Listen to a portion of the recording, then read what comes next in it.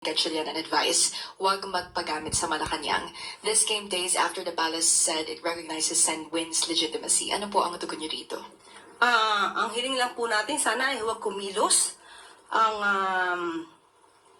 nasabing opisyal na parang siya pa ang biktima. Marami pong nabiktima ang kaguluhan sa Senado. Unang-una pong nabiktima dito ay ang taong bayan na naniniwala sa integridad ng Senado. Ang kaguluhan pong ito ay naganap sa pamumuno ni dating Senate President Alan Cayetano.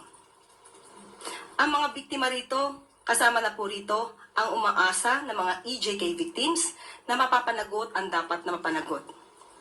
Masasabi ring biktima rito ang dating Pangulong Duterte dahil ipinakita na matataas na opisyal pa ang nagkakanlong at nagpapalabas o nagpapatakas sa isang tinatawag na co-perpetrator ng crimes against humanity.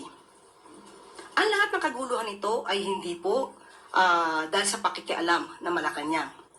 Ang putukang nangyari sa Senado noong May 13, ito po ay alam, may permiso, aprobado ni Senator Alan Cayetano.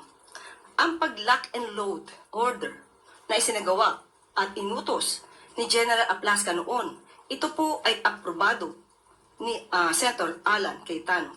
Ang pagpapalabas o pagpapatakas kay Senator Bato de la Rosa ay aprobado din po ni Senator Alan Cayetano.